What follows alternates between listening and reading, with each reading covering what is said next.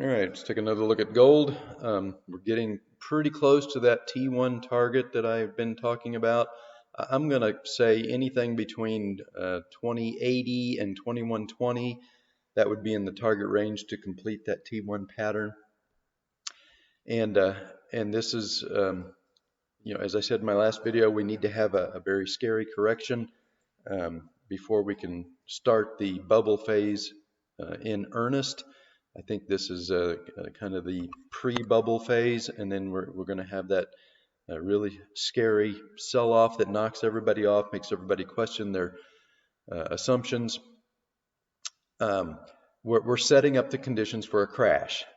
This is kind of the same thing that happened in the stock market. When you get that, big, long, almost parabolic move where everybody, just starts to panic in at the end, you set the stage for a crash. So not only is this daily cycle getting very, very mature, which means that the correction has to be compressed into a smaller and smaller time frame.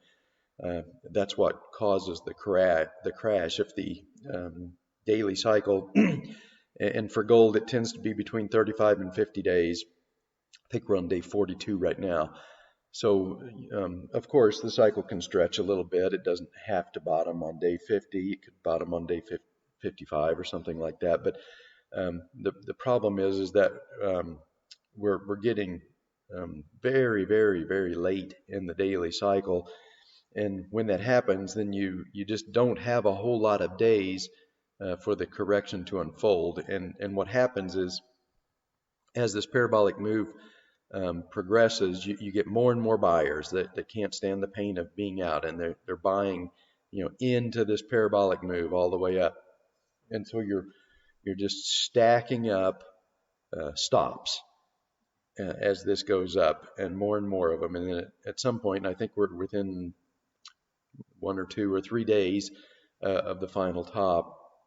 The top comes, and then very quickly it starts to sell off, and it starts to hit those stops for all of those late buyers, and they stop out with a loss, and that starts to accelerate, and then all of these people that thought that this was free money and that there was no fundamental way that gold could correct or go back down, all of a sudden reality hits them and prices below where they bought. Now they're losing money, and this amplifies the sell-off with all of these late buyers. Their stops start getting hit, and they start selling. That exacerbates and amplifies the selling pressure, causing it to accelerate down. And it's why these parabolic moves not only go straight up, but they usually just go straight down when the buying pressure finally exhausts. So we're like I said, we're 42 days into this daily cycle. This daily cycle is very, very mature. The intermediate cycle is very mature. In order to confirm the daily cycle low, we're going to need to break this trend line. Like I said, I no longer think that this is going to be a sideways grind like this. We've gone way past that stage now. We've built this parabolic structure, and these things don't generally go sideways. They generally collapse. Usually, the parabola or the correction will completely retrace the entire parabola. So I think we can assume that once this tops, once the last buyer panics in and there's no one left, and then the selling starts, and then the stops start to get hit, that we're going to retrace this entire parabolic structure, come back down to here, and we may do that during the first daily cycle low. So again, like I said, I think the target range is 2080 to 2120. We're getting pretty close to that now. So once that top is in, I think we're likely to look something like this. This daily cycle again has run out of days in the cycle, so the correction is going to have to be compressed into a very short time frame. Got a lot of stops to be hit here. So and the daily cycle low it needs to break, and actually needs to close below this trend line in order to confirm the daily cycle low. So I suspect that we're going to have some kind of a crash event that's going to come back very quickly back down and retrace most or all of this parabolic move. Is going to close below this trend line. Then we're going to get our bounce. And originally I thought maybe we would get a double top, but this has just gone too far. And if we had topped in here maybe before we got above 2,000, then I think we could have rallied viciously and double topped or maybe a marginal high, but we've broken through that. And I know for most retail traders, logically, it seems like the more powerful this is, the milder the correction should be, but that's just not the way it works. And I explained why. It's because you get a lot of late buyers during this parabolic move that all come in late, and all those people, their stops get hit and they have to sell, and that selling pressure magnifies and amplifies on the way down. And so that's why you get the crash. And I think the crash is going to be like right now. I don't think anybody is anticipating a move that could go back down to almost 1,800 in the span of a week or a week and a half. And when that happens, you're gonna knock the buyers out. You're gonna kill the buying pressure, and you're not gonna see that wave of dip buying down here. The sell-off will be too extreme, so the bounce should be kind of muted, I think, and then we'll get a grinding phase down into a final bottom. Maybe at this point it's probably going to be more like late September, maybe even early October before the final bottom. And this is the phase where people will buy too soon. Anticipating, wanting a return of this, they will buy too soon, and they'll get caught as this continues. This needs to wipe out all of that bullish sentiment to build the fuel for the bubble phase. As I've said before, the target for this T1 pattern is this midpoint consolidation here between let's call it 1770 and 1675. Somewhere in here.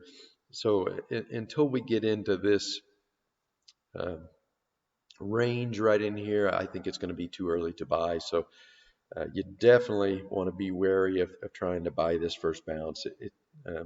Intermediate cycle declines almost always play out as two waves. And so I can see some people after this first really big crash event thinking that would be the bottom, and then buying heavily, anticipating a big move back up, and then when we don't get it and we roll back over, then you get that second wave down, and all of these people that bought in here end up getting stopped out as well. We saw this in the stock market back in March. The first bounce suckered a lot of people in. I mentioned that I was getting emails from a troll bragging about how he had caught the bottom, and that was right, of course, when the B wave ended and then rolled over and probably bankrupted him. So you want to be wary here. This first bounce out of this correction is almost certainly going to be a fake out. I no longer think it's going to have enough momentum to double top. I think it's going to be probably a rather weak bounce. It might retrace back to the 38% retracement of this leg down into the daily cycle low when it comes, and I would be very hesitant to pull the trigger until we get back down into this midpoint consolidation zone. Once we do that, then I think we have set the stage, cleared the bullish sentiment, and then set the stage for the bubble phase of gold to begin. And at that point, I would not trust cycles or sentiment to work very well. I think at that point you're going to need to have just a long-term buy and hold position, and hold it until we start to see everybody and their uncle buying gold and silver. And then when that starts, you got about probably 8 months to a year, and then and then we'll probably have our final bubble top. And I would expect that's going to, I really think we're going to go far beyond 5,000. I think it's more realistic to think gold's probably going 7 to 10,000 before the bubble uh, tops. But we need to build the fuel for that first, and we are not ready to start the bubble phase yet, not without clearing the extreme sentiment that we are seeing right now in both gold and silver. So at this point, we're watching for a panic buying day. It may come as a gap up that then fades into the close. It could come tomorrow. The employment report is a potential trigger event for the cycle to top. It might come Monday morning when traders um, maybe uh, sell the news if the employment report is poor tomorrow and that spikes gold, then maybe it comes on Monday morning or Tuesday morning. But I think we're within 1 to 3 days of that top, and then you want to get out of the way of the correction because it's likely to come as a crash event, and I think this entire parabolic structure will be erased during the intermediate cycle low. That will clear the sentiment, and then we will start the bubble phase in gold.